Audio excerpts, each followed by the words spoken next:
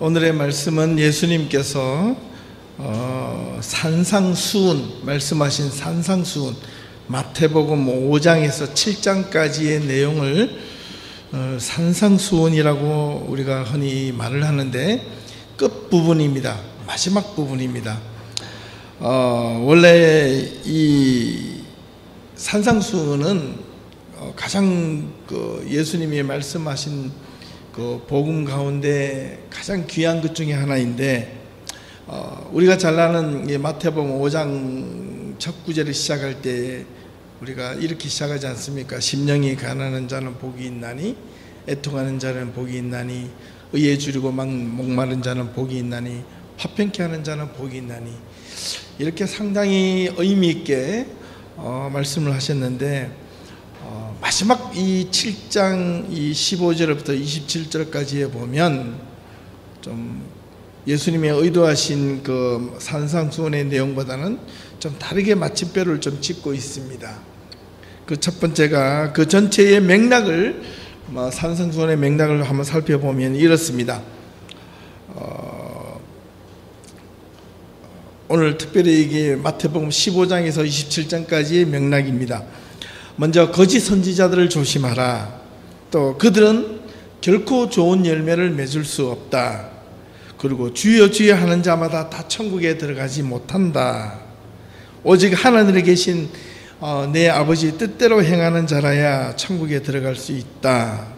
아무리 주의 이름으로 권능을 행하고 귀신을 쫓아내는 능력이 있다 한들 아무런 소용도 없고 오히려 그들을 향하여 내가 불법을 행하는 자들이라 칭하게 될 것이다. 이거 참 무서운 말이죠. 어떻게 보면 주님의 말씀을 오직 듣고 행하는 자는, 그리고 결론적으로 모래 위에 세운 집이 아니라 반석 위에 세운 집과 같다. 비가 오고 바람이 불 때 그때 반석 위에 세운 집이 얼마나 든든한지, 그게 왜 필요한지 알게 될 것이다 라는 점입니다. 그 바람은 무엇을 의미할까요? 비가 오고 바람 불 때, 마지막 환난, 종말, 인생의 끝이 오게 될 때. 오늘 다시 본문의 말씀으로 돌아해 보면 그 주제는 한 가지입니다. 열매입니다. 열매. 어떤 열매를 맺을 것인가에 대한 내용을 설명하고 있습니다. 열매 맺는 삶을 살기 위해서 15절을 먼저 보니까 누구를 언급하고 있는가 합니다. 거짓 선지자입니다. 거짓 선지자들을 먼저 삼가라. 영어에 보니까 watch out for false prophets 이렇게 되어 있는데요, 유주시해 보라는 겁니다. 경계하고. 누가 거짓 선지자입니까? 이 거짓 선지자라는 이 헬라어의 말을 보니까 슈데스와 프로페데스의 합성어가 거짓 선지자인데, 슈데스라는 이 헬라어가 잘못된 사람, 사기꾼, 거짓말하는 자 이렇게 표현되어 있습니다. 선지자란 말은 미리 말하는 자, 영감을 말하고 성령에 감동되어 그의 대변이 되어 엄중히 영감을 그대로 전달하는 자인데, 근데 그 앞에 사기꾼, 거짓말, 가짜, 잘못된 이 표현이 잘못되게 표현하는 자입니다. 오늘날 이 거짓 선지자들도 생각보다 많이 있는데, 예수님 당시에도 여전히 거짓 선지자들이 많이 있었습니다. 자신이 스스로 예언자라고 칭하고 선지자로 말하며 유대 사회를 어지럽히는 거짓 선지자들이 많이 있었습니다. 상당히 혼란스러워했습니다. 주님의 몸된 교회를 어지럽히는 무리는 오히려 철저하게 더욱더 위장되어 있었습니다. 거짓 선지자들의 모습을 오늘 본문에는 어떻게 표현하고 있느냐면 양의 옷을 입고 있는 자 이렇게 표현하고 있습니다. 그런데 그 속에는 노략질하는 이리로 이렇게 비유하고 있습니다. 이게 사실 무서운 거거든요. 양의 탈을 쓴 늑대라는 겁니다. 겉모습은 양인 듯 보여지나 그 속이라는 본심은 인이나 늑대라는 겁니다. 늑대가 무엇입니까? 아주 약탈, 잔인하죠. 늑대가 사냥하는 거 한번 보셨습니까? 동물의 왕국을 보십시오. 여우는 혼자 이렇게 다니지만 늑대는 한 마리로 다니지 않습니다. 늑대는 떼를 이루어 다닙니다. 그리고 공격은 상당히 잔인합니다. 예. 이 늑대를 거짓 선지자로 비유하고 있습니다. 참 선지자는 목자이고 지키는 자이고, 이 늑대를 지키는 자이지만 늑대는 약탈하는 자로 거짓 선지자로 표현하고 있습니다. 왜 거짓 선지자를 향하여 양의 모습을 한 늑대라고 표현하고 있는가입니다. 늑대는 여우와 다르게 잔인함이 있고 폭력성이 강하고 자신의 목적을 위해서는요, 수단과 방법을 가리지 않고 행동을 합니다. 또한 양의 탈을 쓰는 것을 마다하지 않습니다. 양의 탈을 쓰는 목적은 분명합니다. 속이기 위함입니다. 자신의 본연의 신분을 가리는 것을 말합니다. 거짓 선지자는 자신의 본심을 가립니다. 양인 것처럼, 가짜 선지자인 것처럼, 가짜 선지자가 순한 양인 것처럼 행세를 한다는 말입니다. 또 가짜 선지자가 진짜 선지자인 것처럼 행세를 한다는 겁니다. 많은 순진한 백성들, 많은 순진한 사람들은 여기에 쏘가 넘어갑니다.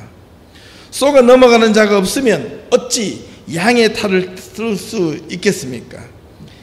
양의 탈을 쓴 것인지 진짜 양인지 누가 구분할 수가 있습니까? 그거는요, 양을 다루어 본 자만이 저기 진짜 양이다 가짜 양이다 알 수 있어요. 참 선지자는 오늘 본문에 달리 요한복음 10장에 있는 말씀과 연결이 되는데, 참 선지자를 요한복음 10장에는 선한 목자라 이렇게 표현하고 있습니다. 양들을 위하여 자기 목숨을 버리는 자를 선한 목자라고 표현하고 있습니다. 도망가지 않습니다. 삭구는 목자도 선한 목자가 아니랍니다. 양도 제 양이 아니기 때문에 이리가 오는 것을 보면 자기 목숨을 위하여 도망가는 겁니다. 양을 버리고 도망가지. 그러나 선한 목자는, 진짜 선지자는 일이나 늑대가 양을 늑탈할 때 자기 목숨을 내어놓고 덤비는 자입니다. 거짓 선지자를 일이나 늑대로 비유한 것은 거짓 예언, 거짓 복음, 권모와 술수, 자신의 잘못된 신앙을 가지고 처음에는 유혹하며 나중에는 그 사람을 죽음의 길로 몰아가는 것은 몰고 가는 자를 거짓 선지자라고 말을 합니다. 문제는 이 거짓 예언이나 거짓 복음이라고 권모와 술수를 쓴다고 이 들통나게 하지 않는데 문제가 있습니다. 너무나 그럴싸하게, 너무나 완벽하게 누가 봐도 진짜 같은 가짜를 만들어 놓는 것이 이게 거짓 예언입니다. 사람이 웬만해서는 구분할 수가 없습니다.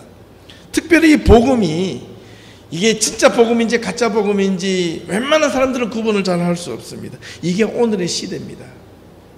사람들은 대부분 무엇을 보고 복음을 판단하는 줄 아십니까? 겉모습을 보고 판단합니다.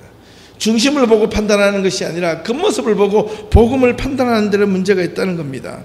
그런데 거짓 선지자들은 중심은 감추고 겉모습을 화려하게 만들고 마치 능력이 있는 것처럼 외관상 전혀 이상하게 잘못 보여지지 않는데 우리에게 유혹과 우리에게 시험이 있는 겁니다. 오늘날 이단과 사이비를 한번 보십시오. 그들은 절대로 스스로 우리는 이단이요 사이비라 말하지 않습니다. 오히려 그들은 누구보다도 하나님의 말씀에 충실한다고 말하고 있고 하나님께 기도를 열심히 한다고 기도하며 이적과 기적이 우리 가운데 일어난다고 말하고 있습니다. 떠들어댑니다. 이적과 기적의 현장에 와보라. 그러면 너희가 왜 우리가 이렇게 열심을 가지는지 알게 될 것이다. 이렇게 이야기합니다. 하나님의 능력이 아니고서야 어떻게 이런 기적이 일어날 수 있는가 라고 반문하며 자신있게 대답하며 열심을 냅니다. 그들은 도리어 자신의 신앙이 탁월한 지도자라고 내세워 선전까지 합니다. 오죽하면 이런 모습을 보고 성경에는 사탄이 광명한 천사의 모습으로 위장하고 나타난다고 말하고 있을까요? 의의 일꾼인 것처럼 행세하며 주님의 백성을 미혹한다고 말하고 있을까요? 그걸 조심하라는 겁니다. 언제? 마지막 때에. 우리가 마지막 때에 옳고 그른지를 분별할 수 없는 이 어지러운 시대에 살고 있다는 것을 우리는 알아야 합니다. 뭐가 옳고 그름인지는 의미 없는 시대가 되었어요. 내가 좋고 싫은 것이 문제가 되는 거지, 오늘 이 시대에 살아가면서 내가 옳게 살 것인가 그르게 살 것인가 여기에 관심이 없다는 말입니다. 그 세대가 점점 밑으로 내려갈수록 그들에게 중심에는 내가 좋고 싫고가 다 삶의 중심이 되어 있는 것이지, 하나님의 말씀이 옳고 잘못됐다는 이 분별력 있는 신앙생활, 분별력 있는 인생, 분별력 있는 삶을 살아가는 데는 관심이 없다는 겁니다. 이게 종말이 아니고 이게 마지막이 아니고 무엇이겠습니까?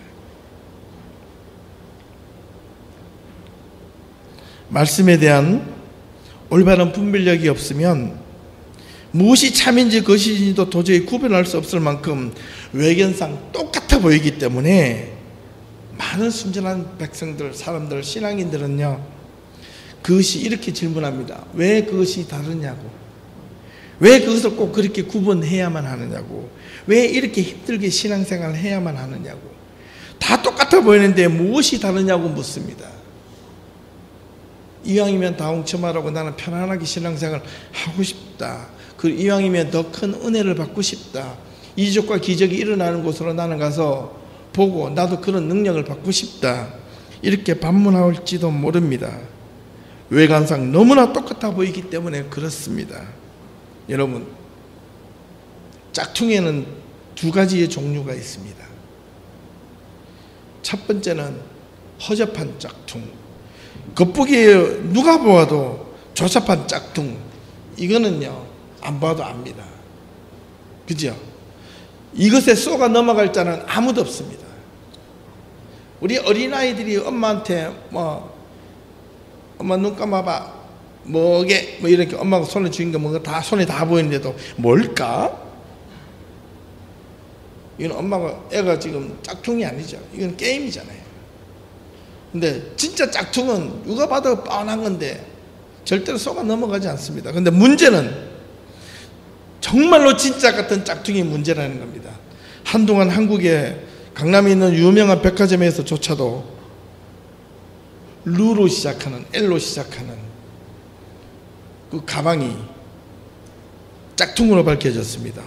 유명한 백화점에서조차도, 전문가들조차도 그 가방이 짝퉁인지 진짜인지 구분하지 못해서 버젓이 짝퉁을 대형 백화점에서 몇백만 원, 몇천만 원으로 팔린 적이 있었습니다.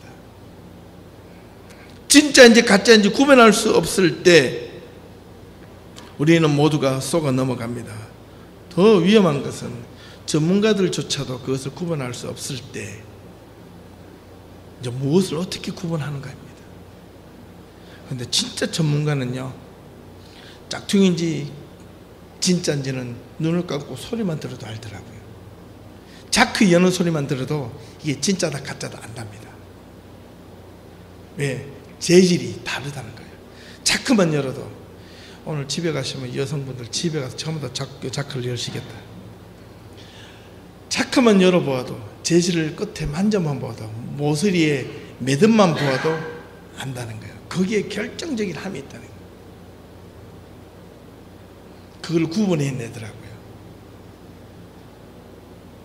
똑바로 알지 못하고 똑바로 보지 못하면 가짜가 진짜 행세로 넘어갈 수 있기 때문에, 특별히 하나님의 거룩한 성도들은, 오늘 이 시대에 하나님의 말씀대로 살고자 헌신하는 사람들은 무엇보다도 우리가 무엇을 진짜로 보고 듣고 느끼며 살아야 될지 여기에 분별력이 있어야 됩니다.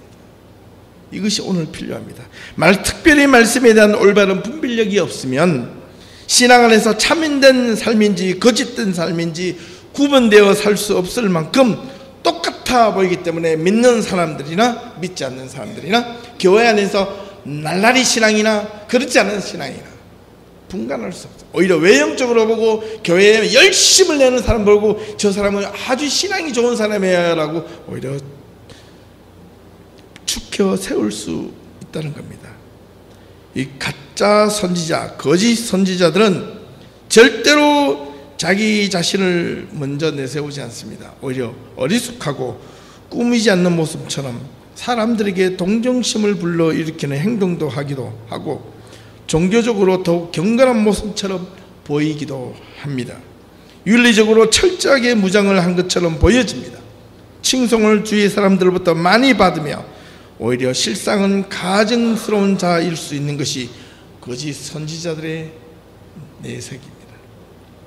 그래서 요한 1서 4장 1절에는 이렇게 말하고 있습니다.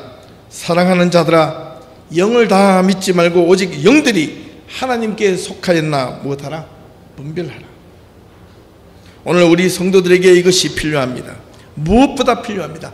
오늘 본문 15절 말씀에 노략질하는 일로 표현한 것은 바로 늑대가 탐욕적인 욕망을 갖고 있기 때문에 그렇습니다.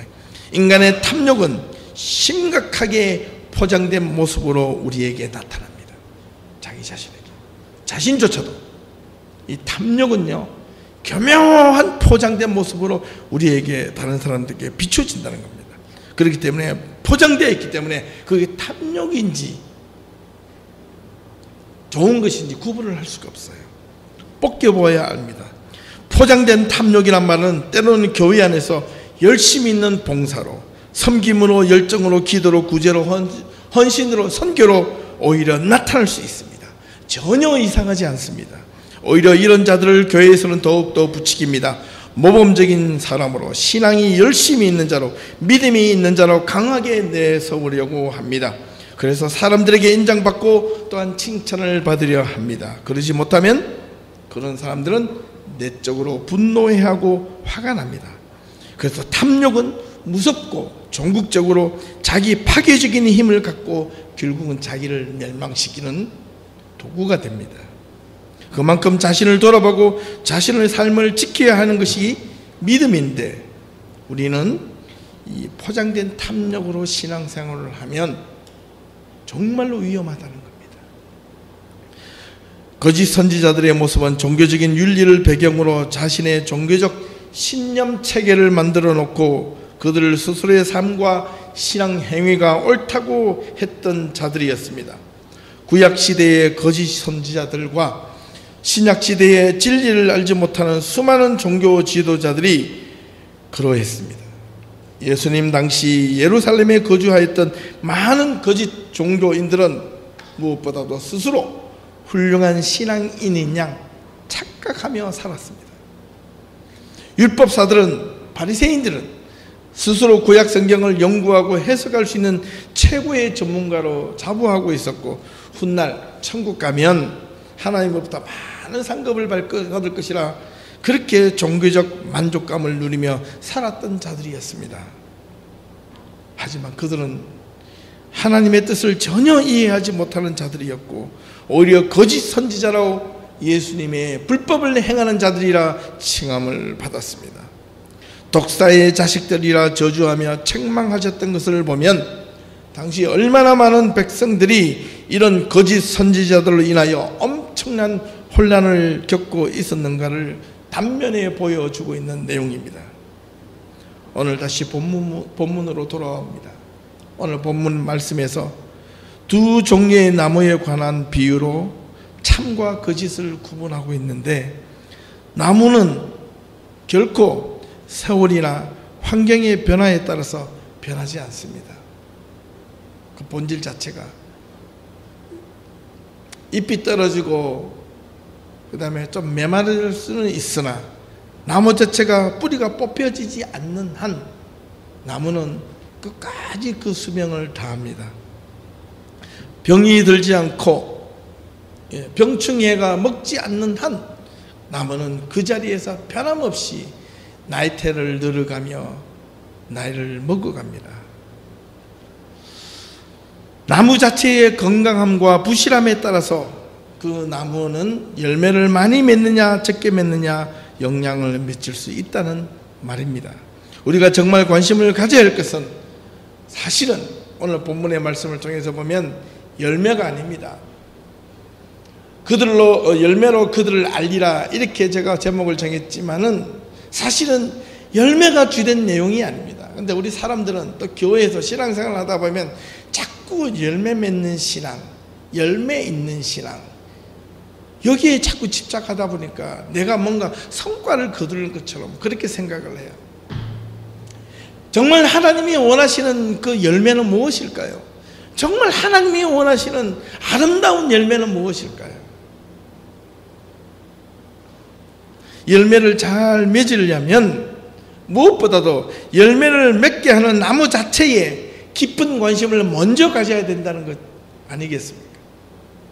그죠? 나무가 썩으면 어찌 열매를 맺을 수 있겠습니까? 나무의 뿌리가 말라버리면 어찌 좋은 열매를 맺을 수 있으며, 나무에 병이 들면 어찌 건강한 열매를 맺을 수 있겠습니까? 그러므로 나무라는 그 의미는 신앙의 뿌리요, 신앙의 본질이요, 올바른 말씀에 대한 분별력을 의미합니다. 그러나 거짓 선지자, 거짓 일꾼들은 말씀에 대한 분별력을 두려워하고 싫어합니다. 말씀에 대한 올바른 것을 듣기를 싫어한다는 뜻입니다. 도리어 화려한 자신의 신앙의 경력을 드러낸다든가 자신의 행한 행위들을 자신이 섬기는 행동에 대하여 자랑하며 그것만 옳다고 주장하는 자들입니다. 하나님으로부터 온 축복이라도 되는 양 떠들어댑니다.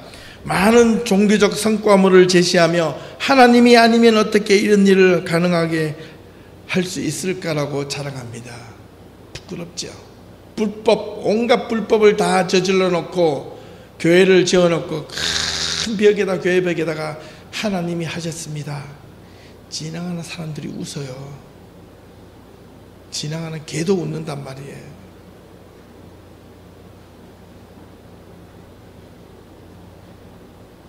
그게 오늘 우리의 신앙의 모습이에요.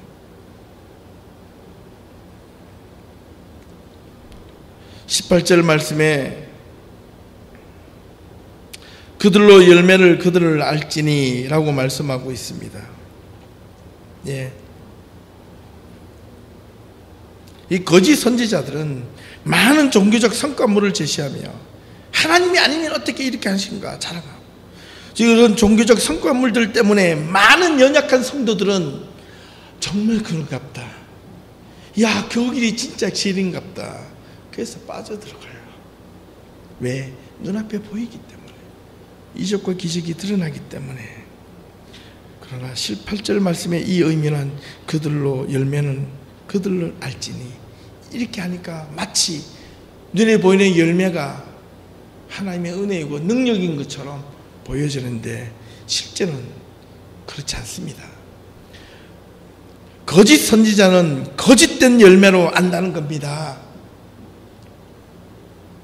거짓된 열매인지 참된 열매인지는 열매가 어떤 나무에 달려있느냐에 결정되는데, 16절 말씀으로 다시 조금 돌아가면 가시나무의 포도를 엉겅퀴의 무화과 나무를 맺을 수 없다라고 말씀하고 있는데, 가시나무와 엉겅퀴는 나쁜 나무예요. 그 다음에 열매를 맺을 수 없는 나무요, 포도나무와 무화과 나무는 열매를 맺을 수 있는 나무라는 말인데, 오늘의 본문 말씀의 결론은 이렇습니다. 좋은 나무마다 나쁜 열매를 맺을 수 없고 못된 나무가 아름다운 열매를 맺을 수 없다라고 예수님은 분명히 모습을 받고 있습니다. 우리는 열매에만 성과가 있는데 예수님은 좋은 열매와 나쁜 열매를 분명히 구분하고 있다는 겁니다. 열매 자체가 관심 있는 게 아니에요.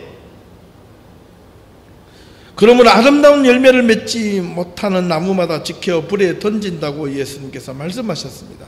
그렇다면 우리 신앙인들에게 도대체 아름다운 열매는 우리 신앙 안에서 무엇인가, 어떤 것인가입니다. 좀 직설적으로 설명을 할까요? 헌금을 많이 하는 것, 전도와 선교를 많이 하는 것, 시간을 할애를 해서 열심히 기도하고 구제하고 봉사하면 그것이 열매로 드러나는가? 거기에서 많은 사람이 회개하고 돌아오고 이적과 기적을 체험하면 그것이 열매로 나타나는 것인가?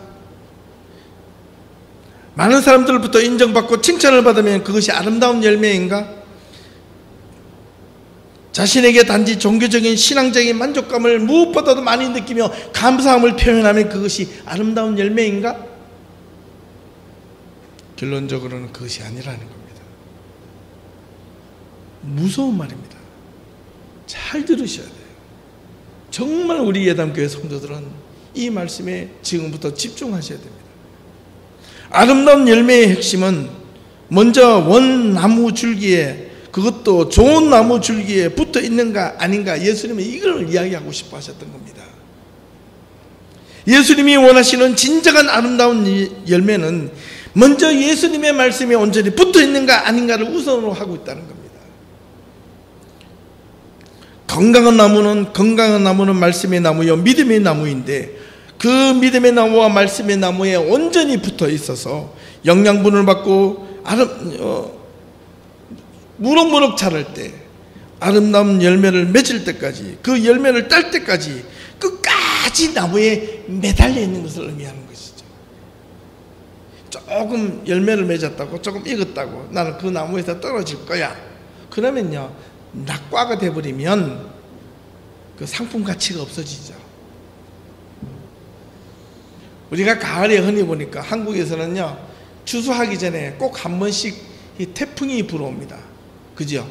그런데 그 여름 내내 아주 탱실탱실한 사과나 배나 이런 포도나 열매들이 맺혀 있다가 태풍 한 방에 다 두두두두둑 떨어지는 그 나무들은요 상품 가치가 없어서 다 어떻게 합니까? 버립니다. 그러나 그 나뭇가지에 딸 때까지 끝까지 매달리는 그 과일은 나중에 포장이 되어서 아름답게 상품 가치로 팔려나가지 않습니까? 이걸 의미하거든요.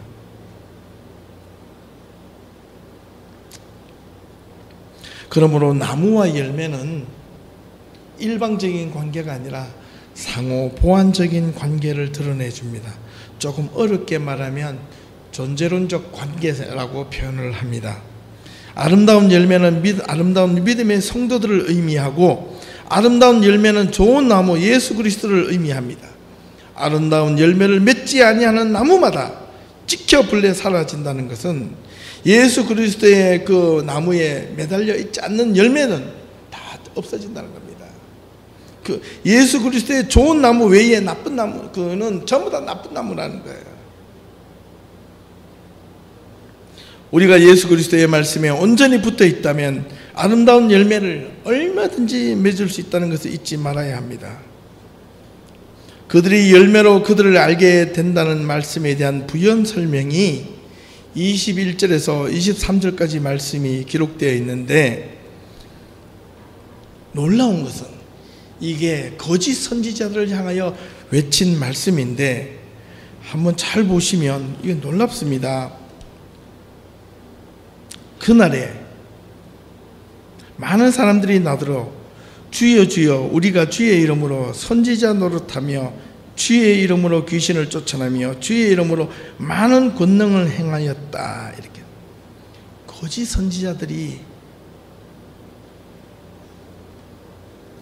주의 이름으로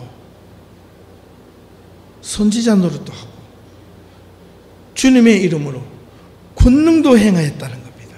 이게 거짓 선지자들의 모습이랍니다. 헐.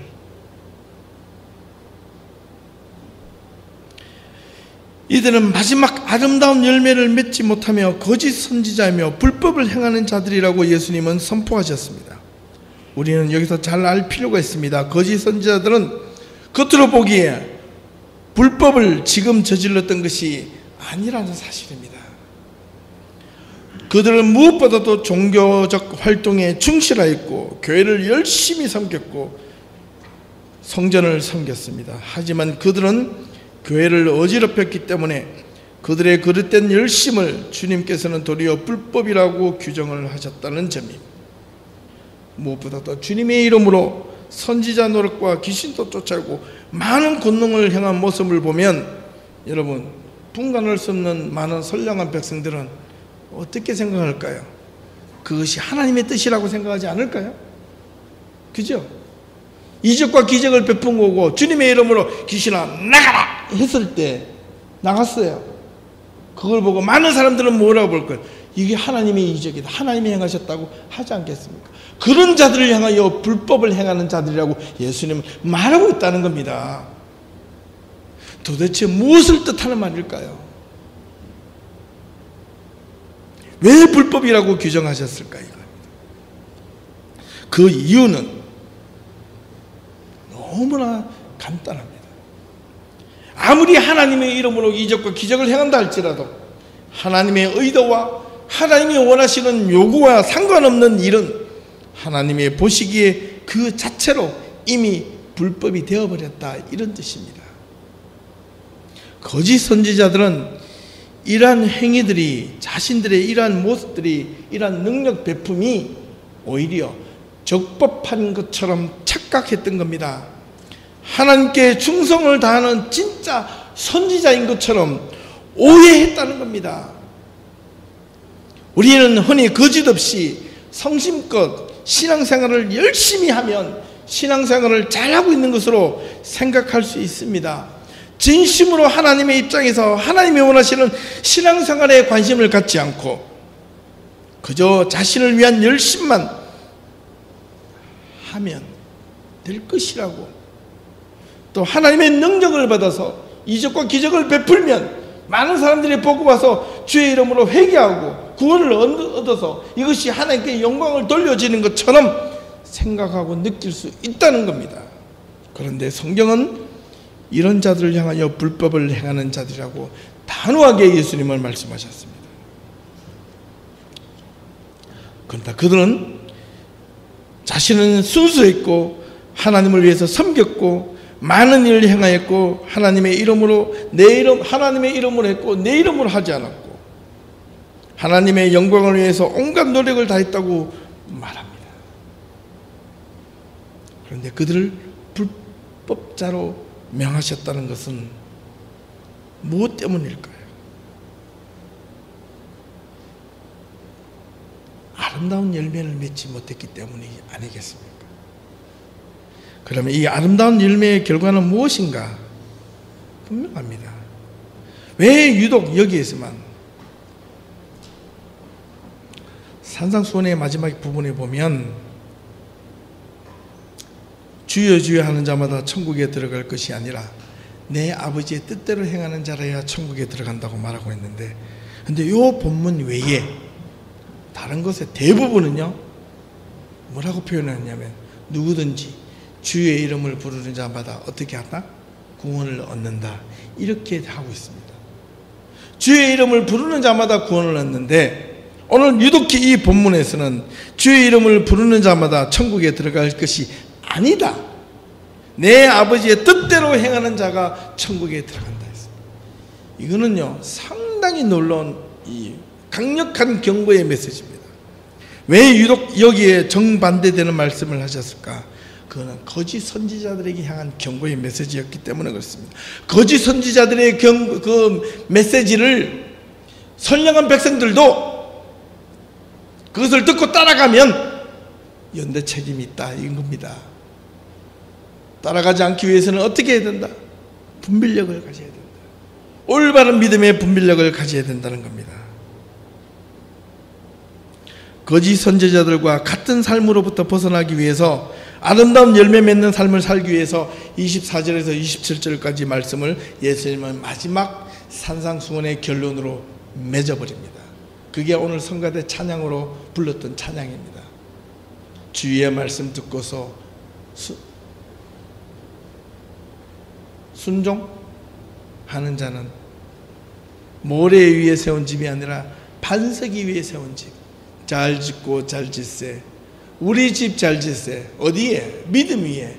주님의 말씀에 순종하는 자가 믿음 위에 세우는 자고 반석 위에 사는 자, 그 자가 열매 맺는 삶, 열매 맺는 신앙이라는 겁니다. 이 열매라는 뜻은 먹을 수 있는 종류죠. 먹을 수 없는 열매는 무엇이 필요 있겠습니까? 쓸모있는 열매가 되기 위해서 우리가 잘 아는 갈라디아서 5장에 나오는 열매의 정의가 있는데 성령의 열매입니다. 갈라디아서 5장 22절에 보면 이 9가지 성령의 열매는 모두가 쓸모있는 것이라는 겁니다. 쓸모없는 성령의 열매는 하나도 없습니다. 갈라디아서 5장 22절에서 23절을 보면 오직 성령의 열매는 사랑, 희랑, 화평, 오래 참음, 자비, 양선, 충성, 온유, 절제인데 이 같은 것을 금지할 것이 없느니라. 성령의 열매 속에 여러분 잘 보십시오. 이적이 있습니까? 병 고치는 은사가 있습니까? 방언이 들어 있습니까? 예언이 있습니까? 없어요. 성령의 열매는 돈이 들어가는 게 아닙니다. 봉사와 열심과 나의 어떤 열정이 들어가는 게 아닙니다. 성령의 열매는 내 안에 인격적인 변화에서 시작되는 거예요. 성령의 열매는 내 인간성이 탈바꿈이 될 때 성령의 열매가 시작되는 겁니다. 미워 죽겠는데 사랑하는 마음을 갖게 하는 것. 저 원수 같은 인간이 하나님의 말씀으로 언제부턴가 긍휼하게 보이는 것. 내 마음에 평화가 찾아와서 너무나 내일 말 같은 삶이 불안하고 두렵고 짜증나고 고통스럽고 괴로운 삶이 예수의 말씀으로 인하여 내 삶이 언제부턴가 모르게 내 삶에 평안이 찾아오고 내 안에 기쁨이 오고 내 안에 넉넉함이 있고 뭐 다른 것보다 참지 못해서 욱한 이 성격이 예수의 말씀으로 인하여 예수의 복음으로 인하여 언제부턴가 내 안에 넉넉함이 생기고 그러여 내가 예수를 따라가겠다고 선언하고 나도 모르는 순간 내 안에 급했던 성격이 절제가 생기고 이웃을 향한 배려가 있고 내 마음의 상처로 인했던 그 상처가 아물어짐을 느낄 때 여러분 그게 성령의 열매입니다. 이게 하나님의 열매입니다. 이게 아름다운 열매의 첫 출발점입니다. 사랑하는 예담교회 성도 여러분, 이적과 기적과 온갖 권무와 술수에 빠져있는 거짓 선지자들의 외침에 노란하지 마십시오.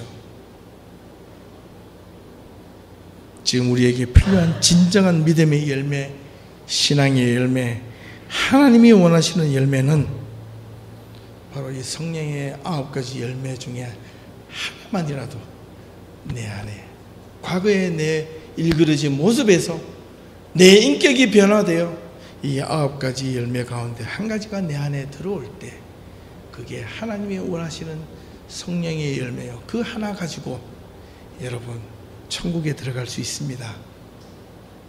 내 인생이 부족해도 내 인생이 쓰라리게 고통스러워도 그 고통이 나를 엄습할 수 없고 절망 가운데 빠져도 그 절망이 나를 짓누를 수 없고 내 인생에 엉클어진 내 삶의 모습이 더 이상 원망스럽지 않고 앞으로 오직 미래를 향하여 기쁨을 가지고 희망을 가지고 달려갈 수 있는 것이 바로 아름다운 열매의 임을 기억하고 이번 한 주간도 성령의 열매를 쫓아가며 성령의 열매를 맺을 수 있는 예담의 성도들이 될 수 있기를 바랍니다. 능력이 없어도 괜찮습니다. 여러분 예언을 못해도 괜찮습니다. 귀신을 쫓아낼 수 없는 능력이 없어서 벌벌 떨어도 괜찮습니다. 힘이 없어도 괜찮습니다. 못 살아도 괜찮습니다. 건강하지 못해도 괜찮습니다. 문제는 내가 성령의 열매가 내 안에 있느냐 없느냐. 하나님은 그것을 보시며 하나님께서는 그것으로 판단하고 우리를 지켜갈 것입니다. 예담교회가 그렇게 되었기를 주님의 이름으로 축원합니다. 기도합시다.